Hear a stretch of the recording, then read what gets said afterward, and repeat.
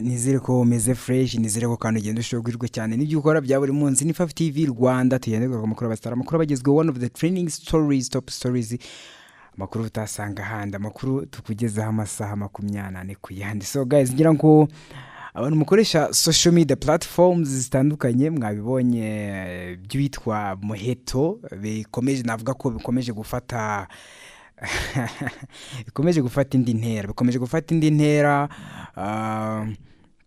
ngira ngo wenda mu byo expectingaga byari byanatangajwe, nanabikoze mu kiganiro cya mbere, bitari berimo ibihano bindi bitandukanye, ubu byamaze gusa naho haza kwiyongeramo ibindi.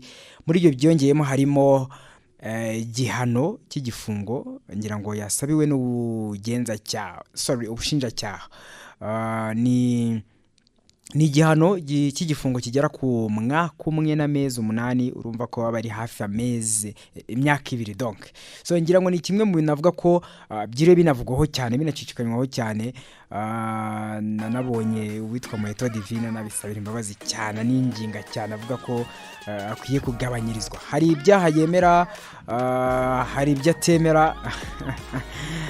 Ngira ngo ni ibyaha bigera muri 4 niba ntibeshye, niba nibuka neza, birimo gutwara imodoka nta kinyabiziga ugira, gutwara imodoka wasinze, kugonga ibikorwa remezo, ndetse no kugonga ugahunga, ngira ngo nibyo byaharegwa, byanamaze kuba byatangira kuburana kwifunga n'ifungurwa, aho donc yamaze kuba ubugenzacyaha bwo bwamusabira igihano.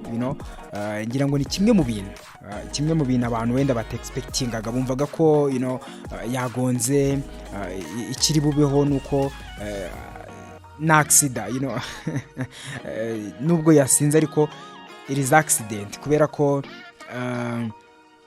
bumvaga ko donc hari buze kuba hamande nkuko donc abantu benshi bibaho igihe wagonze ari accident, ariko ntago turamenya neza ku muntu agonze yasinze. Wenda hari amategeko arahari, ngira ngo nyina yakurikizwa buryo iyo wagejejwe imbere y'inkiko habagiye gukurikizwa amategeko. So kuri Muheto Divine navuga ko by the way ni ibintu binababaje, wenda nubwo abantu benshi banabijokingamo sometime, abandi bagasa naho babihindura urwenya, ariko ni serious condition kuri Muheto Divine, ni serious condition kuri Miss Rwanda muri rusange.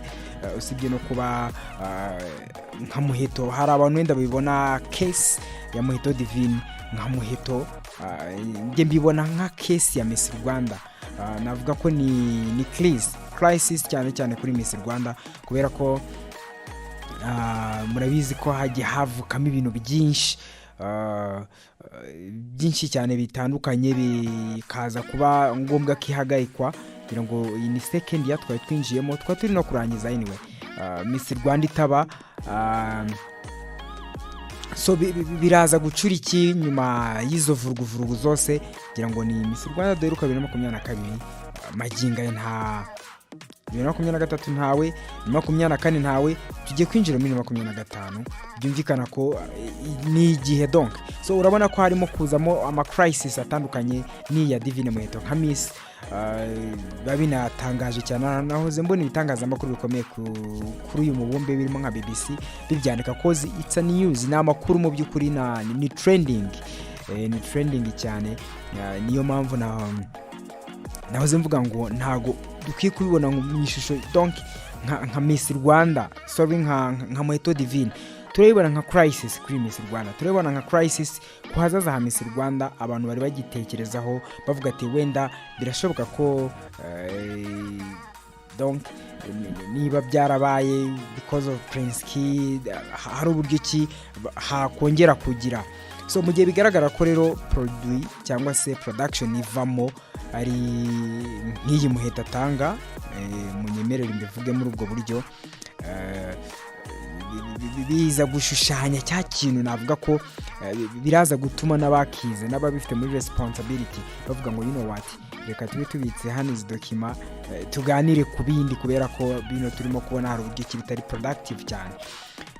Miss Muheto Divine nimwe mu Miss navuga ko nahoze mbona abantu bavuga ati ko akwiye kuganizwa, akwiye kwegerwa so nahoze mbona abantu babivugaho muri ubwo buryo batandukanye cyane, barimo aba influencer batandukanye, hari n'ababirwanyije,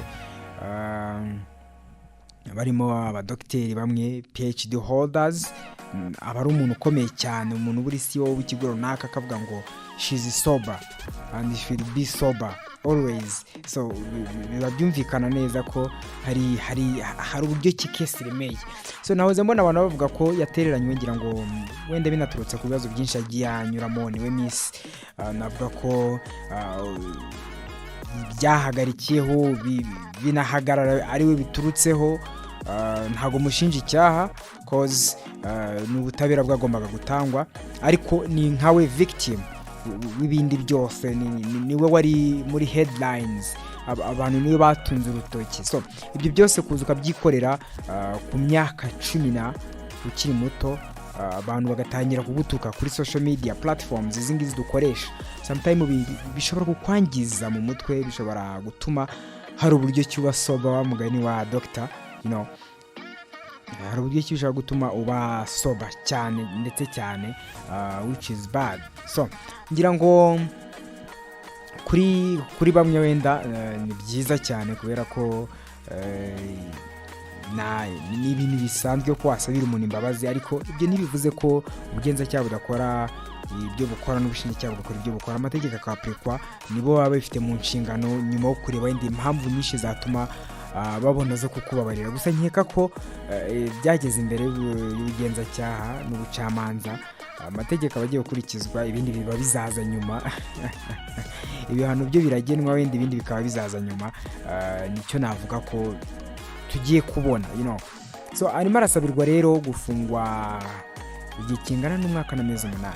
Ni igihe mu by'ukuri navuga ko kitari gito, ntabwo ari gito cyane, hafi imyaka 2. urumva ko ni icyasha no ku izina ryawe, especially umwana w'umukobwa kumva ko hari imyaka yamaze muri prison, n'abantu rimwe batanamworoheye no kuba ari icyamamare. Ni icyamamare, ni public figure, ni public figure, kumva ko nanone arimo arakatirwa cyangwa se agiye gufungwa igihe kingana n'umwaka, bari inkuru bwayo. Ngira ngo ni kimwe mu bintu navuga ko birimo kuvugwa cyane. Harabona hoze mbona bagaragaza uburyo ki yacishijwe bugufi, birimo kuba yarazanye mu modoka zijyana imfungwa, donc zigeze imfungwa kuri tele, akayizananwamo n'uwitwa Fata ku mavuta. Fata ku mavuta nawe urimo kwitaba ubugenzacyaha kubera ibyo yavuze, murabizi gikurikiranyweho. So birazana none kuza, birimo biragenda, donc abantu bongera kubikomantaho cause muzi uburyo Fata ku mavuta yavuze kuri Muheto Divine kenshi cyane, namushinja byinshi cyane, birimo bya Prince Kid, amushinja byinshi cyane. Gusa ubugenzacyaha nyine bakoze akazi kabo n'ubucamanza, bakoze akazi kabo ko babikeneye nuko bigomba kuba byamera. So ngira ngo ni byinshi cyane rero kuvugwa kuri uyu mwana w'umukobwa, byinshi cyane babigenda bicikanaho cyane kuri imihanda ya social media platforms. Ni Fyve-tvrwanda, tugenda tugakomeza abasitana amakuru abagezweho, one of the trending stories, top stories, amakuru utasanga ahandi. Reka mbwire ngo Jabress.